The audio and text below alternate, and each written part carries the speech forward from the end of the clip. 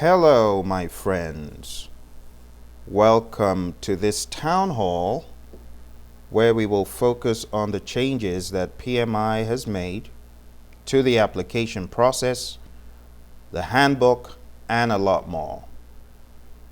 I appreciate you standing by as we sorted out those technical problems.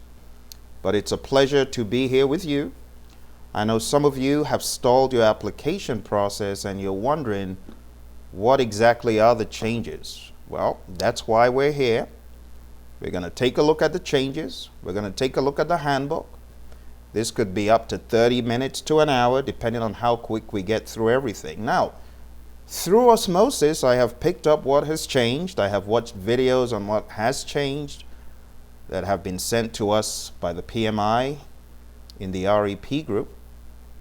But I wanted to go through it with you so that there are no gray areas, and if they are, you can ask questions right this moment. So I would like to start off by asking you, do you have any questions burning in your mind about the PMP exam, about these changes to the application process? Let me give you the skinny of it. The application process has allegedly been made a lot simpler. You know, back in the day when we would do the application, we would fill in the 5 years if you don't have a degree, or the 3 years if you did have a degree, and all that minutia about hours. 7,500 hours if you do not have a degree. If you've only got a high school diploma or an associate's degree, they were looking for 7,500 hours and 5 years. So within 5 years, 7,500 hours. Do the maths. It's like 1,500 hours every year for 5 years. And I mean, it's very straightforward, because if you look at the breakdown, it's 40 hours a week, typically in a workplace, times 52. So you've got roughly 2,000 hours, give or take. And the assumption was, well, if you've been a fully fledged project manager, you should have spent 1,500 hours working on a project minimum every year for 5 years. And if you had a degree and you were a project manager, you should have spent 1,500 hours every year for 3 years, making it a 4,500 hour requirement and 3 years. That was the previous application. Now, those requirements for 7,500 hours have been pushed into the background. In fact, they don't even exist anymore. What the PMI is looking for from you, if you do have a degree, 3 years of project management experience, leading and directing projects within the past 8 years. You cannot use experience from the 90s, I'm afraid. The same thing if you do not have a degree. The 7,500 hours has gone away, but the 5 years of accrual must have been before not more than 8 years. So anything you did back in 2010 will not count. That is one of the major, huge changes that the PMI has brought about in this application review. So if you were not able to apply for the exam because you felt you didn't have the 7,500 hours from whatever you worked on in the past, you don't need to think about that no more. The summary is, if you have 5 years of project management experience, leading and directing project tasks as defined in the handbook, which we will take a look at, you very well may be eligible for the exam, along with the 35 hours of project management training. Now, if you need the 35 hours of training, don't sweat it, don't fret it. Starting tomorrow, I have a class on pmsucceed.com, so you can join that. Now, if you do have a degree, you need 3 years. You do not need a 4,500 hour documentation, which for many people was unwieldy. Now, the first thing I thought of when I saw it was, thank goodness the poor students who don't have all those hours to prove, but have 3 years, well, they can apply. Not everyone works 1,500 hours a year on projects. They work on the project, but they don't necessarily work 1,500 hours. So it's a gray area. And I guess PMI knows about that. They knew about it, but they know people are struggling to prove. I once taught a class out of Canada, and this poor student spent 2 months going back to his timesheets. Can you imagine that? Going back to his timesheets to go through, I mean, talk about compulsion. He was obsessed with getting it down to the timesheet hours spent on the project.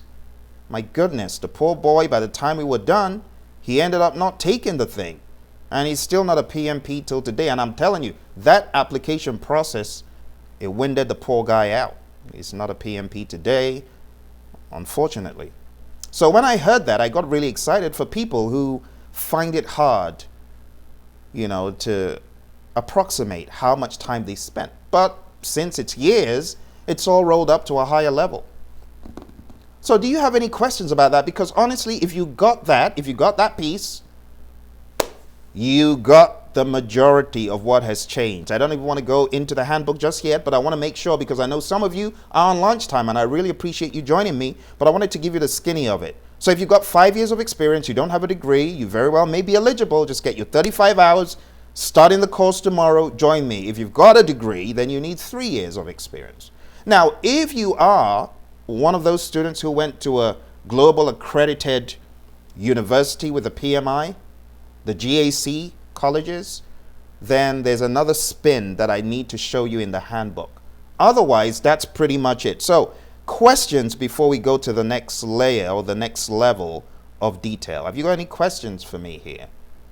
Let's take a look in the queue. It seems like we don't have any questions. I see Carlos typed something in, but I see a message has been retracted. And huge shout out to Vikas and Sagar. And thank you for holding on. I just needed to get the technical problems ironed out. And now we're rolling along. So thank you very much. But do you have questions about any of this? Let's start with questions about the application process. Are there any? Does it make sense now? I guess when we get into the handbook, it will make even more sense. Why don't we just go into the PMI handbook first, and this will make perhaps a little bit more sense to you. All right. So let me show you the summary. There's a lot of summaries here that the PMI has put into this version of the handbook. And I want to start off, first of all, because I know this is going to come up anyway. It will come up at some point. But let me start off with the overview of the certification process. For those of you that have not been through it, let's go through it real quick here. So as you can see on the screen, it says overview of the PMP certification process. Application submission. You've got 90 days to complete your application once you've started it. The application completeness review process by the PMI takes 5 days. They'll go through the information and make sure that you're eligible to take the exam. If your application is selected, you have 90 days to send your audit materials to the PMI. I have many students that have been through the audit. That's one of the questions that typically comes up. People ask, well, the audit, how is it? The PMI is just looking for proof that you really did what you said you did. So in the past, they would ask you for names up front and you would have to fill all that in. They have made it a lot simpler in this new application process. So if you're audited, it's not a big deal. Just give the PMI what they're looking for, the information they're looking for. And then when you sail through, hopefully, you will not be audited. But if you are, like I said, it's not a big deal. But after the audit, after you pass the audit, the next step is to pay for the exam. And from the time they approve you, you've got 1 year to take the exam from the date of the application approval. You can take the exam up to 3 times during this 1 year. That has not changed. Your certification cycle begins the day you pass the exam and are bestowed the credential. So from the time you pass the exam and you get the credential, you then begin this maintenance cycle of every 3 years. You are required to earn and report 60 PDUs within the 3-year cycle. Now, I'll be very honest. You could very quickly forget that you have these PDU requirements. So at a particular point in time, I was not a PMP. And I didn't even know, technically speaking. Why? Because I did not renew my 60 PDUs. I foolishly did not send myself a reminder. And because I have 6 PMI certifications and many, many other project management certifications, you end up forgetting which ones you've maintained and which ones you haven't. So I was in the middle of a meeting when I realized, wait a minute, my name isn't in the registry. What's going on? And I realized I haven't updated my PMP. You don't want that to happen to you, okay? So my advice to you would be to put that on your calendar. If you have not joined projectmanagement.com, and if you're not getting all those webinars as a PMP, because I know some of my PMPs may be watching, sign up, become a member of the PMI, and of course you'll have access to projectmanagement.com, attend webinars, get yourself tooled up and wired with project management information, agile information. And before you know it, you got your PDUs, they've got all sorts of webinars taking place. Great stuff happening, okay? So that pretty much is the cycle when you are a PMP. Every 3 years, the PMI want you to get your 60 PDUs. They do not play with that. They do not play with that. I've actually had stakeholders that lost their certification because of this. All right. So this is what I was talking about right here. It says credential suspension. Credential suspension occurs when you forget or when you neglect to renew your PMP exam application, as you can see right there, or your PMP exam status rather. It says occurs at the end of your suspension period if you did not fulfill the continuing certification requirement. So they give you a year. Up here you can see credential suspension. It occurs on the 3rd anniversary of the day you have passed the exam. If, like me, foolishly, you did not fulfill the continuing certification requirements. And I'm just being honest here. It happens to the best of us, trust me. But it did happen to me. It'll never happen again. I'm wiser. I'm wiser now. All right. So thank goodness I didn't have the full 1 year. I realized about 3 or 4 weeks after my cycle was due that I hadn't renewed it. And I mean, I had PDUs till the cows came home. I just hadn't gone into the PMI site and hit the button. So you do not want that to happen to you, okay? Credential expiration. Now this happens if the PMI send you out a message and say, Phil, you've not renewed your application. You should do it. If you don't do it within a year, you will lose your PMP and you will have to all over again. Go through the application process, go through the horrendous exam. So please remember that when you become a PMP, you do not want this to lapse. Do not let it lapse. All right. It says, if you wish to hold the credential again, you must reapply. So does all of that make sense to you, my friends? Because I am here to answer questions and to give you clarity. And as we're going through, if there's anything that you have a question about, I want to answer it for you right now. Any questions from our friends on YouTube? Any concerns? I see a few chats.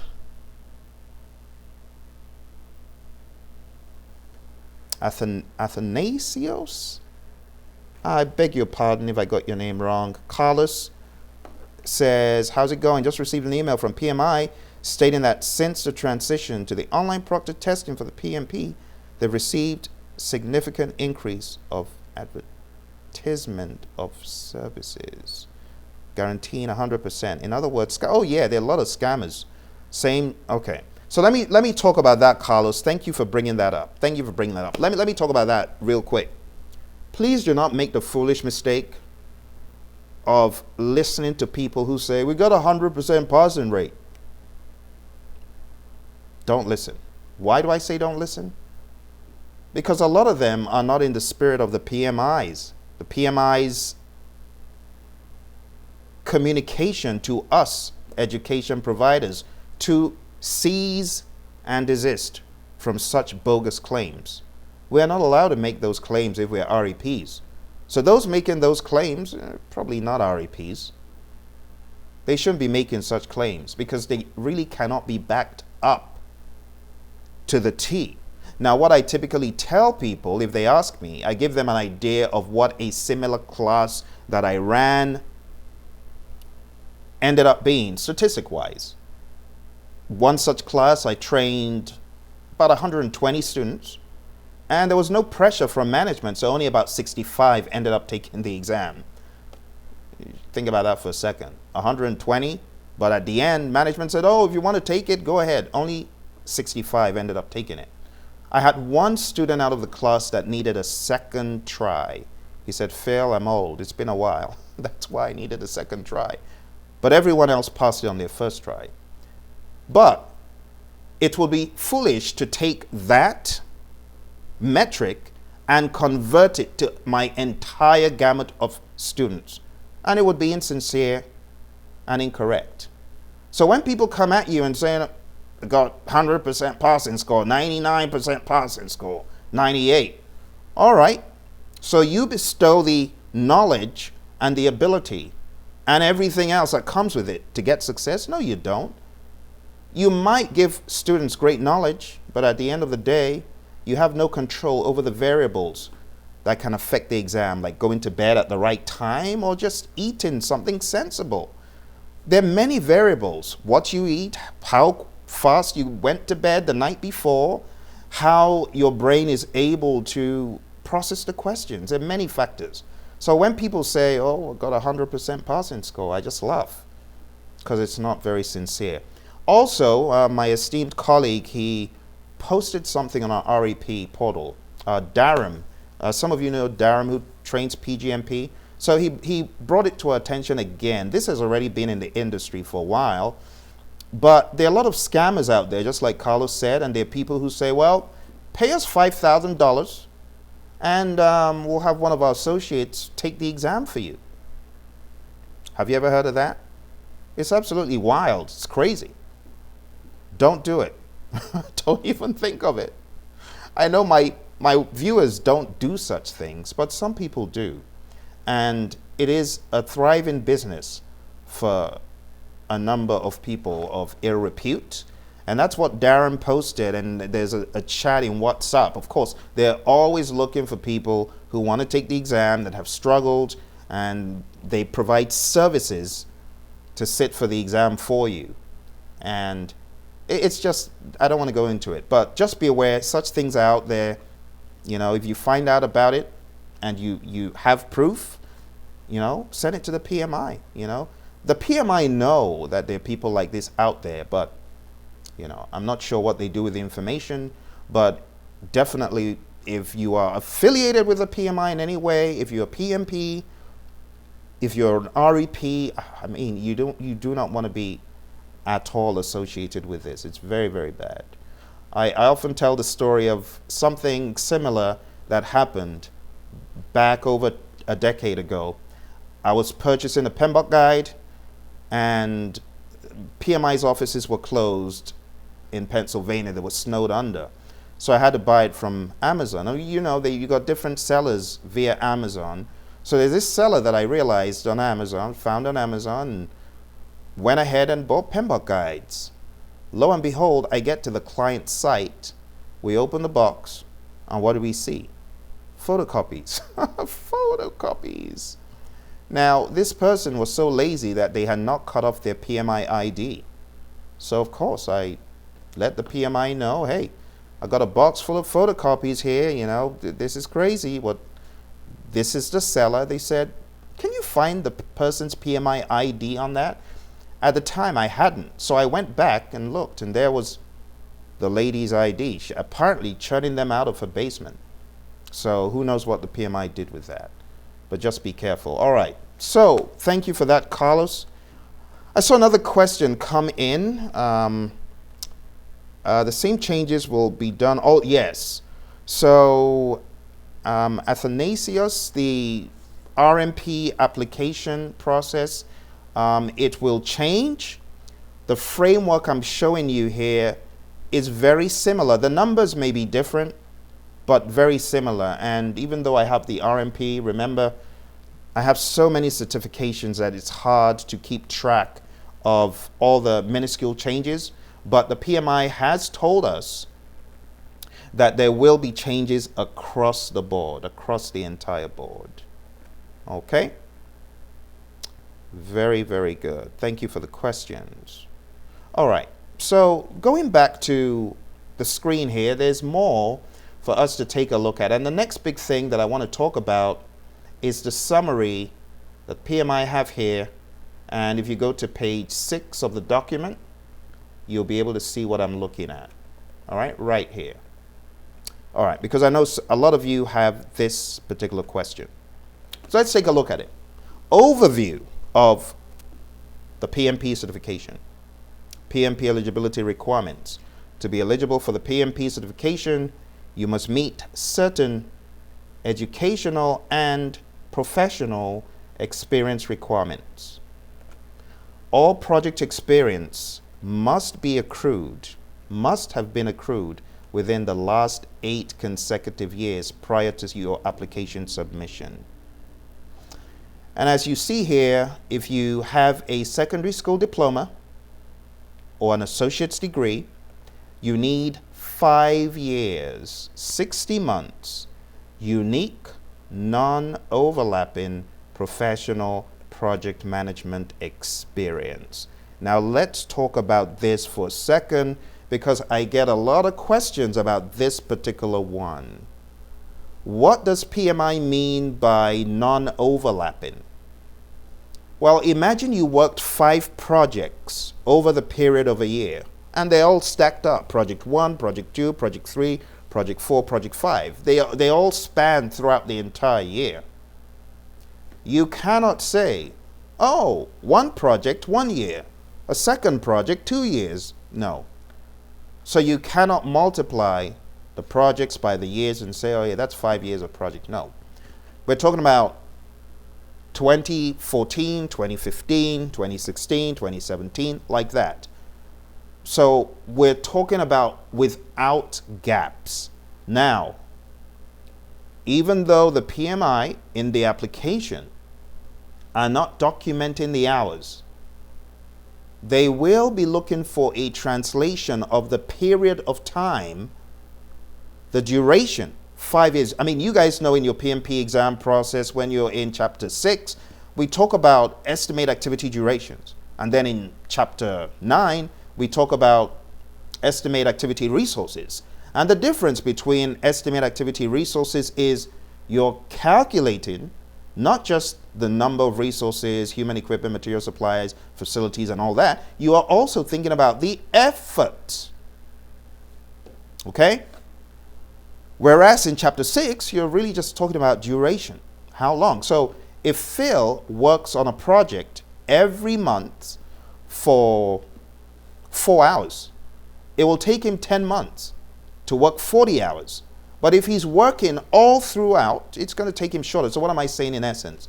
I'm saying in your application, PMI is not tracking effort. They're not tracking the hours anymore, but they are tracking the periods of time, the time periods. So if there are gaps in the time periods in your application, you may not be able to move forward because there are gaps.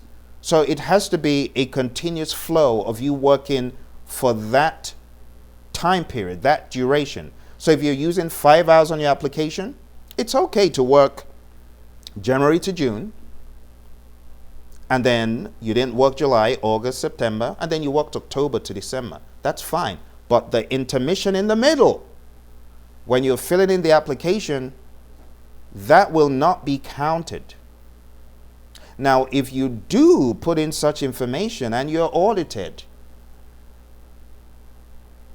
it won't be a good outcome because they're very serious with these audits.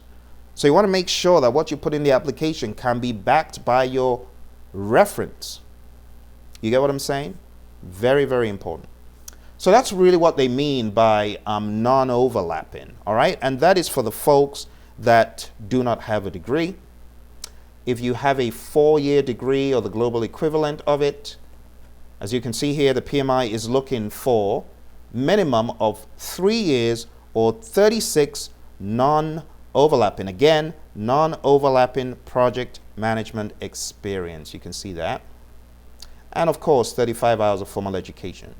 Now, for those that have a bachelor's or postgraduate degree from a GAC accredited program, bachelor's degree, master's, or global equivalent, the PMI is looking for a minimum of 2 years. This is a massive change.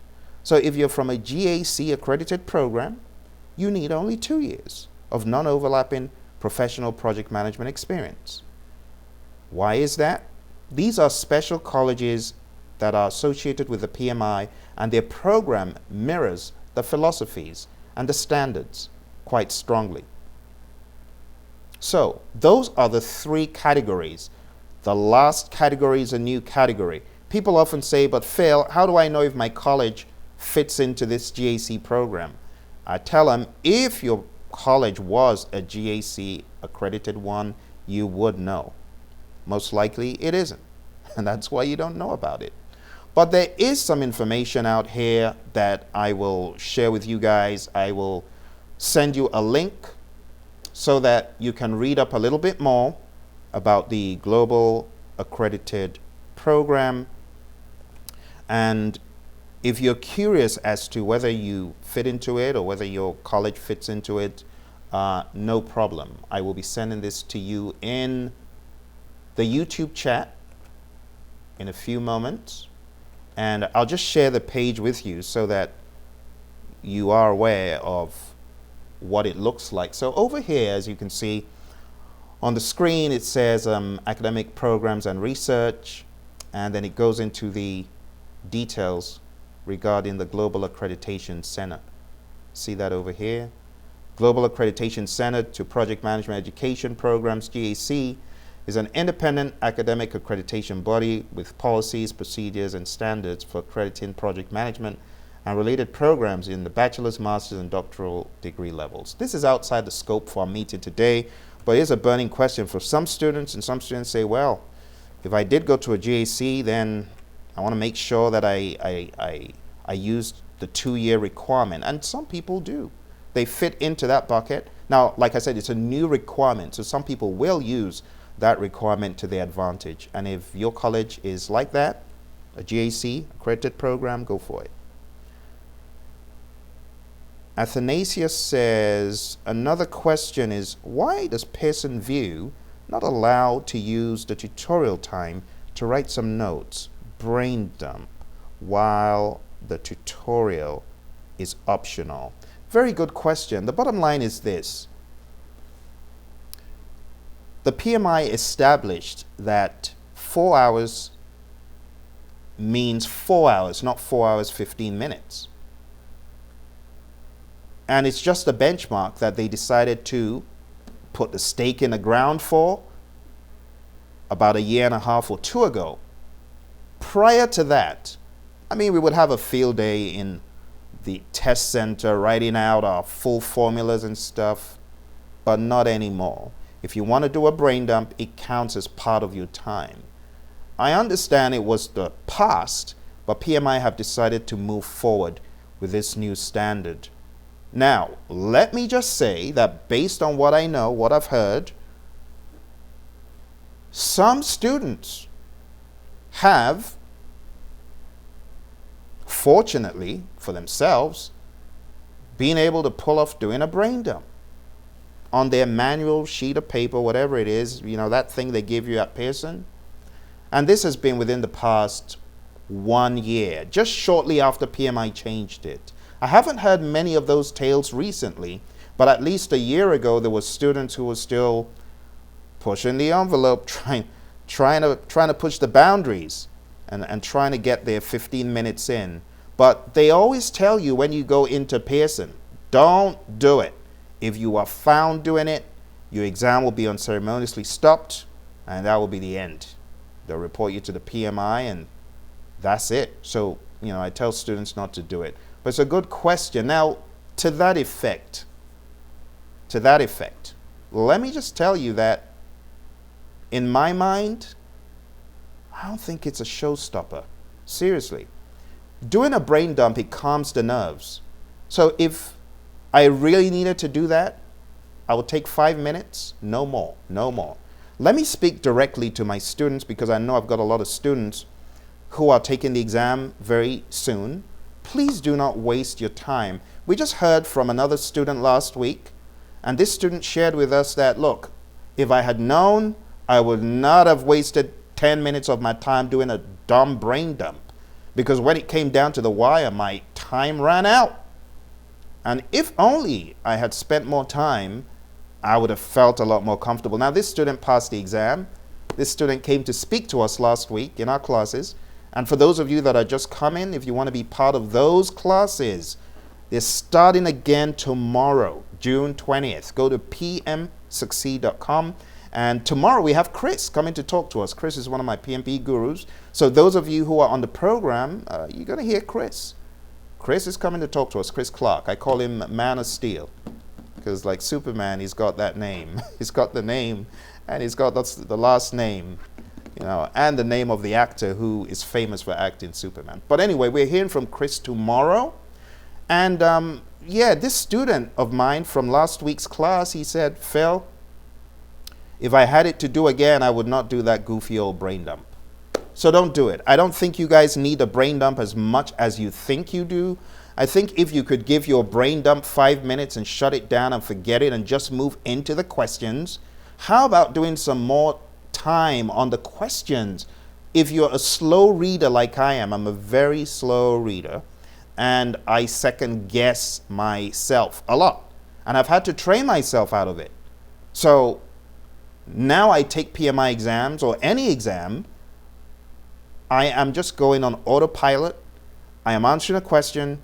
I'm not looking back. And I just say to myself, I don't care. Oh, you may have gotten that wrong. You know, you got the gremlin on your shoulder always telling you, hey, are you sure you answered that question right? Yes. Bye. Move on. Because you're always going to have that, oh, question 5. Oh my goodness, what could the answer be? Look, silence the voices. The same thing with the brain dump. You got to train yourself to have all the formulas at your fingertips.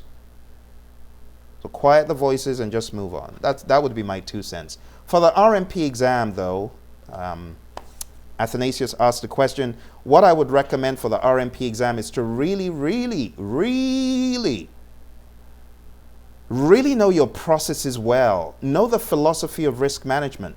Okay, I know this is about PMP, but my friends taking the RMP, you are every bit as precious to me as anyone taking a PMP exam, because I'm an RMP as well, and I want you to do well. You got to know the philosophies, all right? So if I were you, I would go to, what's the website? I believe it is Risk Responder, riskresponder.com, I think. Yes, go to riskresponder.com and sign up for that course that you see on riskresponder.com, because it will get you into the philosophy thing out of the water. I mean, he was on point. So for anyone taking a risk management professional exam, or those of you who are risk managers, maybe you're a PMP but you haven't really gone for the RMP, I would recommend it. I'll just show it to you right quick, and that's it on the screen, right? It's that curriculum, and I didn't intend showing it, but because Athanasius asked the question, I thought this might be of value. So yeah, if you're taking the RMP exam, go for it. All right. Sagar says, are there any changes in filling? Yes, I'm going to show you that. I'm going to show you that. Yep, there will be changes. So I'll show you that. So we'll do a little demo. I'll go into the system, and we'll take a look at an application that is being filled out. So maybe we should do that if there aren't any questions at this point. So let's go. Let me show you how it works. We'll go in here in just a second. So this is a page that you want to be on. When you get to this page, you want to click on Apply Now for your PMP after you log in, okay? After you log in. So after you log in, you click on that. I can actually share this with you if I'm able to copy the link. I know those of you on YouTube, you might be in the middle of your application. Don't worry, I'm going to give you all the information you need to know to make it as easy as possible for you. All right? So here's the page. All right? So that's the page I'm showing you right now. So when you get to this page and you hit Apply Now for your PMP, it opens up a window.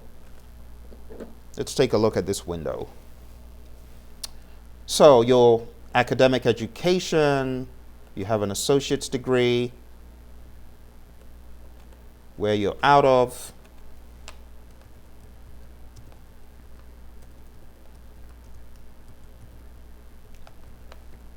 of course, you know there's no such thing as Canada State.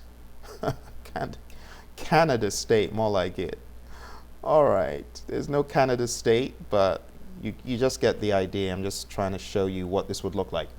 All right, so you've got your education. Save your education as you go along. Professional education.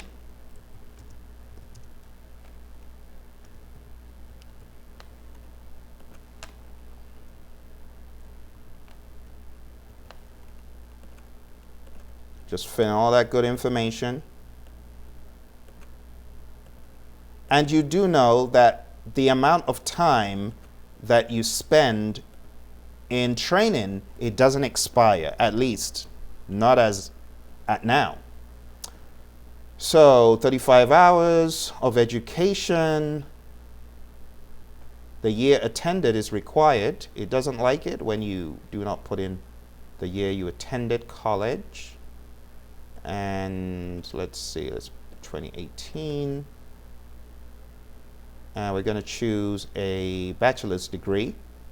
For the sake of this illustration, we'll choose a bachelor's degree. And we'll save the education again. So now we've got two pieces of education saved. There we go. So now you can see your secondary degree. It says secondary degree. That's not right. It should be. I want it to say bachelor's degree. I don't know if that's an error. But anyway, it does say bachelor's degree, so that's fine. I think the first time I went in there, it might have had secondary degree, and it might have just registered it as that, but that's fine. Any questions about this first section? Any questions about the first section? My friends on YouTube, any questions? All right, seems like we're good. Let's move on. So after you're done with all the education pieces, you go on to experience. Now here in experience, and I'm going to make the screen bigger so that you can see everything uninterrupted.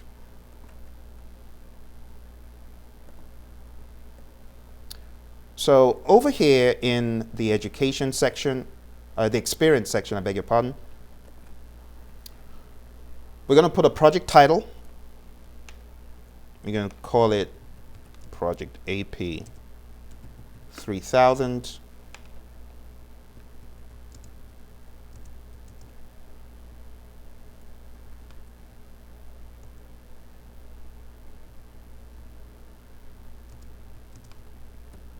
My job title, whatever your job title was.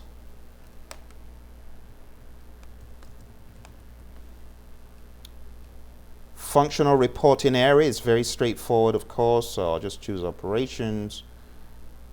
My favorite, oil and gas,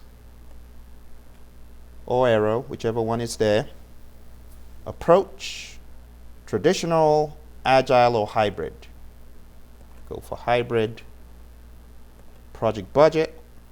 Come on now, this is a little bit too much. Why do you want to know what my budget was? All right, confidential. Is there confidential? Classified. Very good, PMI. PMI is doing well because not every project has a budget that is open to the public. So if yours is classified, just go ahead and choose classified. All right. The year. This is all for survey purposes, most likely. So let's say I did it 2016 to August 2019. fill that in. You could even say it's in progress, and that's fine, but I'm going to go with August 2019. Now, let's zoom in to this, because I really want to hammer this home for those who are not very sure. So it says, provide a high-level description that summarizes your experience and includes the project objective, the outcome, your role on the project, and your responsibilities and deliverables. A typical response is between 200 to 500 words. So, when you're carrying out your application process, it's important you remember your 5 process groups: initiating, planning, executing, monitoring and controlling, and closing. It is very important that you craft the description of your project according to the 5 process groups for transparency. All right? Now, as we're going through this, you can see it shows 5 words. I have 5 words here. But I need between 200 and 500. So let's do this. Initiating,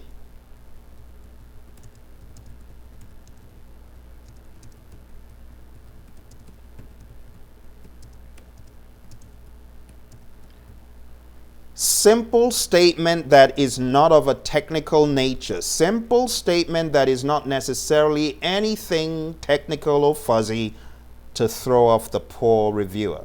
Remember, your reviewers are not necessarily technical experts, engineers, biotechnical physicists, or whatever they have out there in the world. They are not people who have been through the kind of jobs many of us have.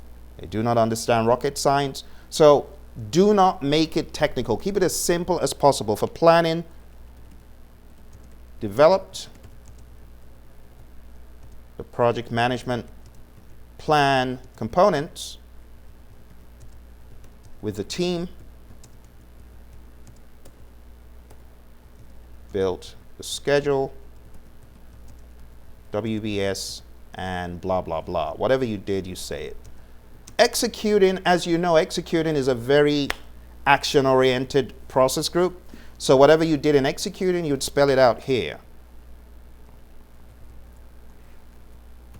So I would say something to the effect of conducted team meetings and directed the project work while managing the developers on the project. You see what I'm saying? What you're doing here is crafting it such that it is easy to understand. You know what I'm saying? Don't make it all nebulous and scary for the poor reviewers. All right, monitoring and controlling. Monitored the project and reviewed reports while taking corrective action, preventive action, following through defect repair, change requests, and updates. Now, I'm just quoting PMBOK guide stuff. I'm not saying follow what I'm doing. I'm just showing you how you need to craft it so that it is not technical. And honestly, one of the misnomers of a lot of people going for the PMP exam is that they think it is a very, very technical display of, oh, I coded, I built this widget, I built, no. That's not project management. What is project management? It's the application of knowledge, of skills, tools, and techniques to what? Project tasks. To do what? To get your output, your major outcome, your deliverable. So it is project management they're looking for, not technical stuff of I built 2 ships, I coded True story. One of my applications, I didn't really understand what they meant when they said project management only, project management only. So I wrote about what I had built. I wrote about the test scripts I had written. I wrote about all the IT effectiveness stuff I had done. I wrote about how I had actually run tests. And PMI said, they hit that reject button so quick. I was a little bit mad at them. What? I'm telling you what I did. What's wrong with you? What was wrong is that is not project management. It's not project management. Project management is not the technical stuff. So if you have not had an application being rejected, it's a very bad experience. Because I left it alone. I left it alone and I said, you know what? I'm not going to get into this with you. So I left it alone. This wasn't my PMP. It was another certification with the PMI, but I left it alone. And then 2 years later, I went back. I'm like, ooh, that's why. This is not project management, Phil. You got it wrong. Do the application again and go do the exam. So I did. So I made my application sensible by removing all of the technical babble and mumbo jumbo that they didn't need to see. And it got approved. So a lot of the things I teach and I train you on, trust me, I've been there. I know the frustration of having an application rejected and going back and forth with the reviewer. I know it. Not only have I lived it, I've also lived it through my students. Because I get students that are like, Phil, they rejected my application again. I'm like, oh, I see. Don't worry. I've been here before. Close out the project by presenting a final report and transitioning the deliverable to the customer. And then you can even have an outcome. Some people say, ain't none of your business. I don't blame you, but you could put an outcome if you want. Customer was very happy. Customer was delighted. All right. So, save experience. It wants at least 100 words. Did you see what happened? So you can see 93 words is what the count is, but it wants 100 words. Thank you, PMI, for the opportunity to take. It just turned green. Did you see what happened? So it was red before, but now that I hit 100 words,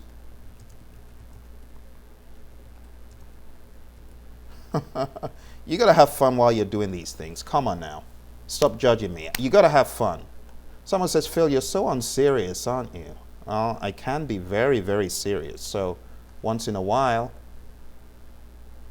I goof.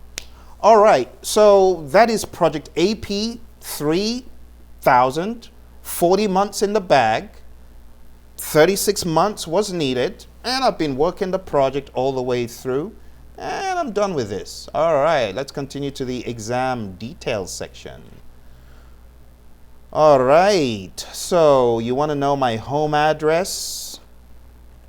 All of my home address information. I cannot put all of that stuff in there right now, PMI. And then it wants your name on identification, the name on the certificate, the email address, the phone number, the exam location. This is kind of good though. Exam accommodations. Do you wish to request exam accommodations? Yes or no?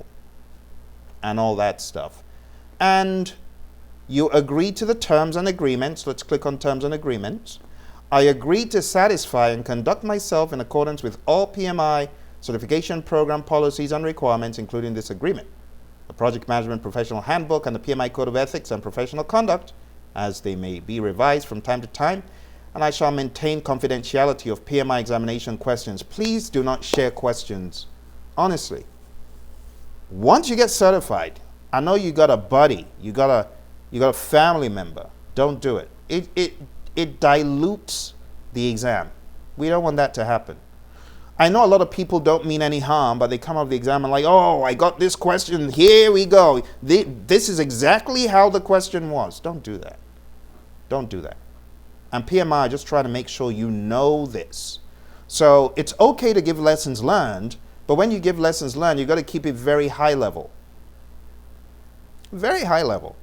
When you give lessons learned, you might want to give lessons learned about how you got through it and your experience, but definitely not the questions. You get what I'm saying?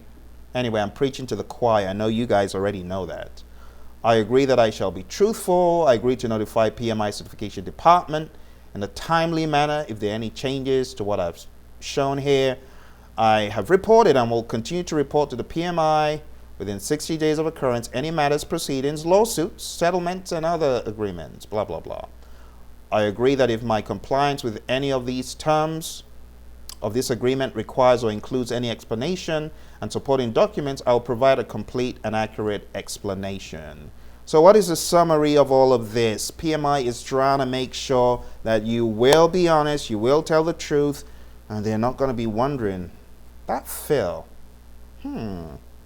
this application looks a bit suspicious, Phil. No, we do not want that.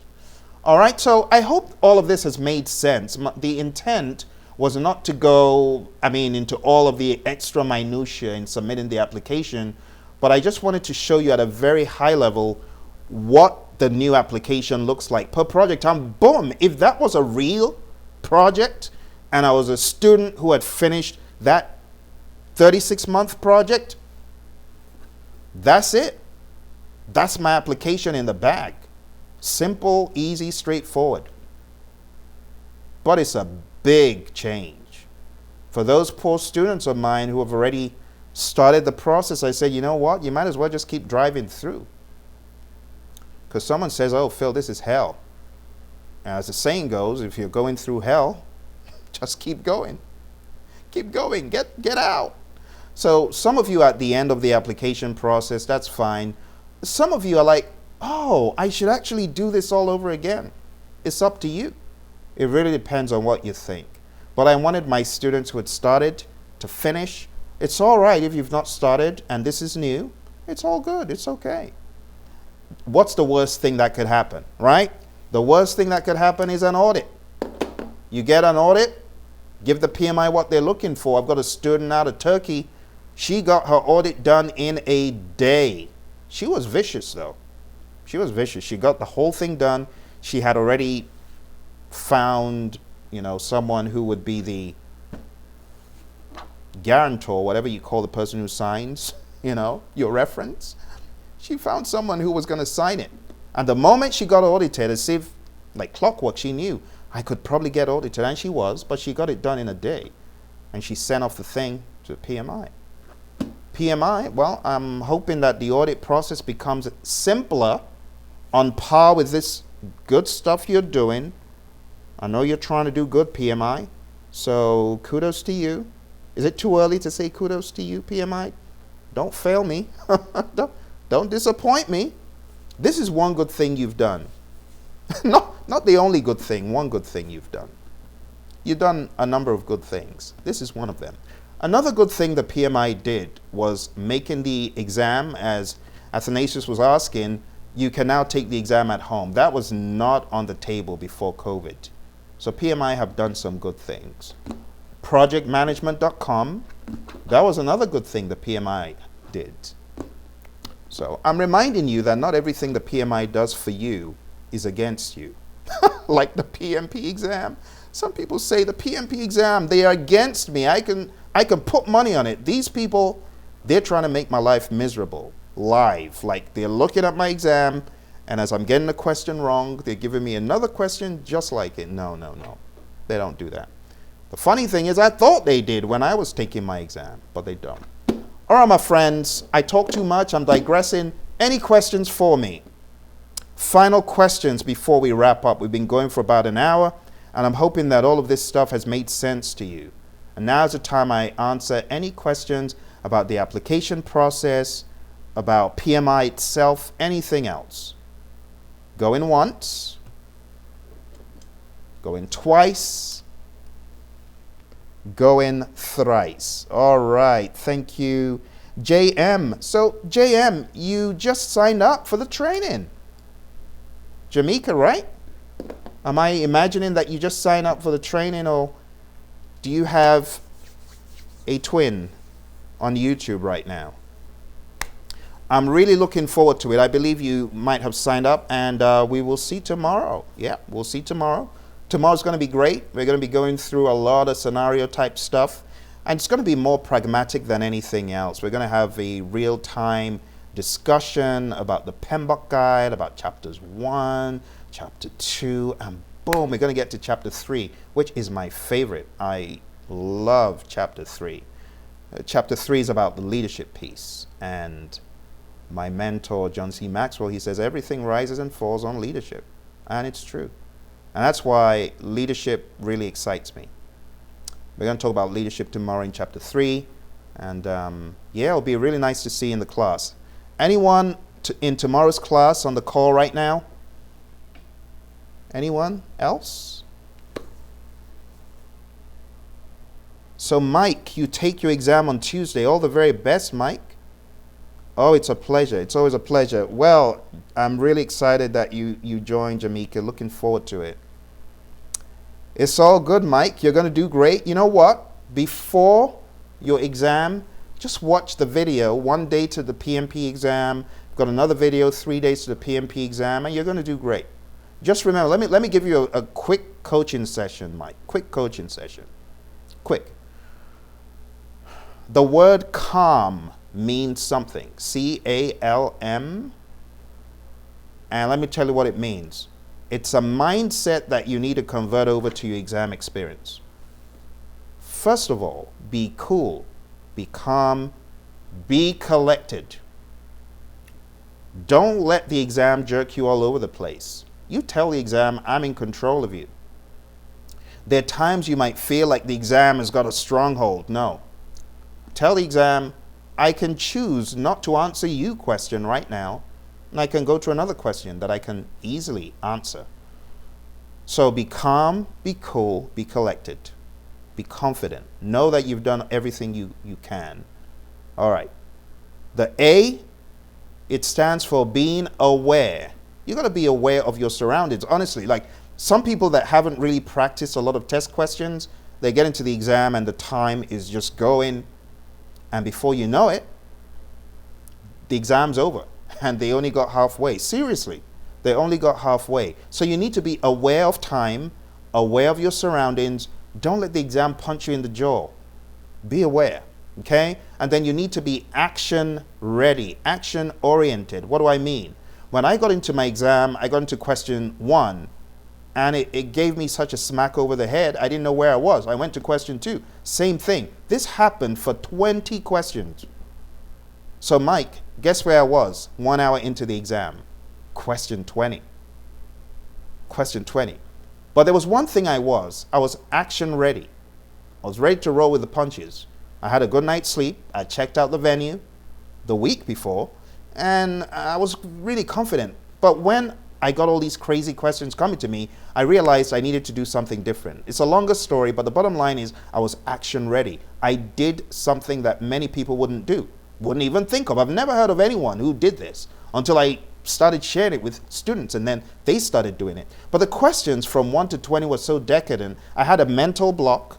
I got to question 20, and I'm like, look, Phil, in order to pass the exam, you got to do something different. You got to find your gimmies.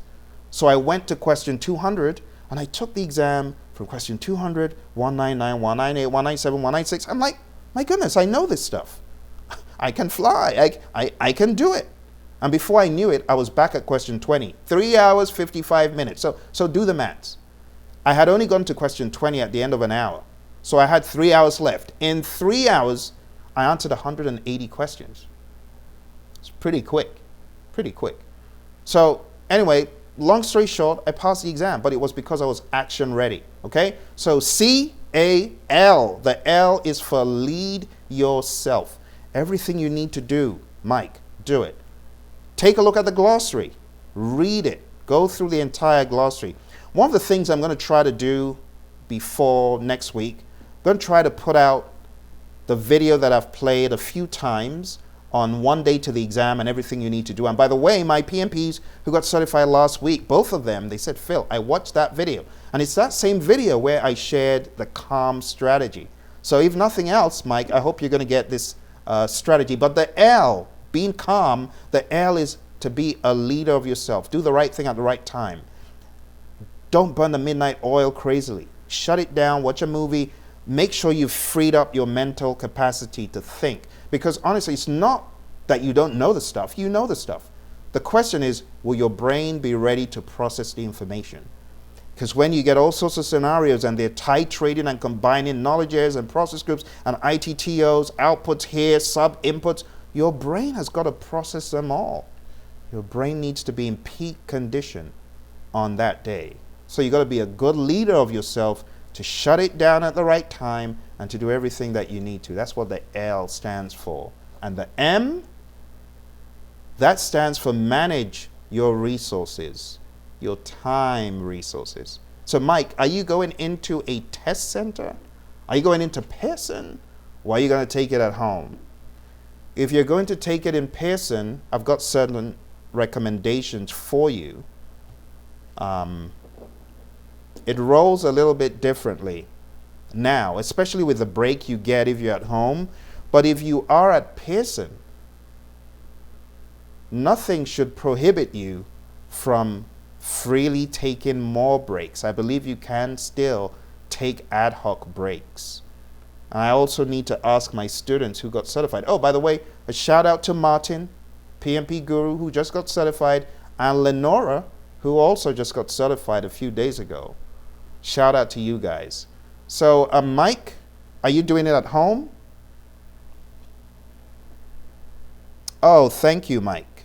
Thank you. So, Mike, are you taking it at home or are you going to take it at the Pearson Center? You know what I would recommend? If you're taking it at Pearson, manage your resources wisely. If you see that your velocity of answering questions is quicker than expected, there's no harm in taking a break, taking it easy. I'm telling you what I did. So I've taken 3 breaks on various PMI exams. It works really well. It relaxes you. I doused water over my head once because my head was heating up pretty quick. I think that was my schedule management professional exam. It was pretty intense. Crazy network diagrams all over the place. That exam, I was actually counted out of the exam. I used every second. I did well. I did well. I've never failed any area. Any of the, the little areas, never failed a single area on any PMI exam. I've done 6 of them. I've never had a below target. I've just been either up or right there on the point. So you're going to take it at home. Very good. So Mike, my advice to you is if you're taking it at home, make sure you do a series of rehearsals. And also, do not use a MacBook. If you're a Mac fan, yeah, Tim Cook. I love Tim Cook and all those guys. I mean, talking about how many iPads I have.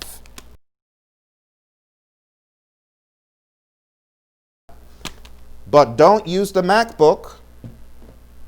Don't use the MacBook because it has known issues on the Pearson exams. Okay? All right. Well, thank you very much, my friends. I really appreciate you joining me today, going through all these changes. As always, it's your one-stop shop for PMP exam prep. I will always keep it real and bring to you anything I know will move you forward in your career. For those of you that are already PMPs, I have a lot of content I'm going to be bringing out over the next number of months. So stay tuned to the channel. Don't hop off the channel. I've got leadership stuff. I'm going to be talking about business strategy stuff. We're going to be talking about communication stuff. We're going to be talking about, I don't know if you guys saw the 40-minute video about conflict. Some of you never seen conflict broken down like that. I broke down the Thomas Kilmann model. I'm going to be bringing you lots of great stuff like that in the weeks and months ahead. All right? So thank you very much for all of you who have signed up for the program. Whew! You are one of the smartest people ever. Because that program, let me just keep it real. Jamaica, you're here, so I can give you the 4-on-1. Basically, you signing up for this program is like a gold rush. I'm going to be giving you guys so much content. I know you're going to receive a lot of stuff. That's all well and good. But the amount of coaching you're going to get that I have not even disclosed, you're going to be amazed. Every Wednesday. So I know on the website it says every Saturday we're going to meet. But every Wednesday I'm going to invite you to join my PMP power class with people who have been on the journey for a while. So you're going to have the option to get even more training and coaching, more interaction with other people like you trying to get certified. And after you get certified, you're going to be in my elite PMP group. You're going to be on my Phil's Bosses group on Facebook. And I'm just going to keep loading you with value, value upon value. So those of you that have not signed up, I would advise you to. It's not too late, okay? The website, again, is pmsucceed.com. When you go to pmsucceed.com, you will find this page, PMP Exam Virtual Training Course. If you scroll down, you can see I'm giving you 20 hours of audio, 90 hours of video content by the end, and you will have 6 months access. 6 months. I have wired you for success. And in the same no-nonsense way, I'll be delivering value content to you, breaking down all the crazy pieces of the Handbook guide. I want to give a shout out to one of my students, Ken, who wrote me today. He said, Phil, regression analysis, that's one video you do not have up. Well, guess what? My students on Wednesday next week, that's one of the topics we're going to be breaking down. In fact, right now, my PowerPoint tech is working on that curriculum, on regression analysis. That's how I roll. You ask me for something, I'll give you value, value curriculum. If you're stuck, you know I'm going to make a video for you. All right? So for those of you that haven't signed up, I really want to make it clear at the end of today, this offer for $4.99 is going away. It will not come back. And eventually, the course will be closed. It will not be available. Sign up while you can. All right? It will be a pleasure to have you as one of my students. I love engaging with project managers. I love training project management. I love sharing my experience. I love this profession. So if you really want a trainer who is passionate about the stuff, not someone who's just going to bore you with your eyes rolling almost out of its socket, please sign up. Sign up. All right. Thank you all very much.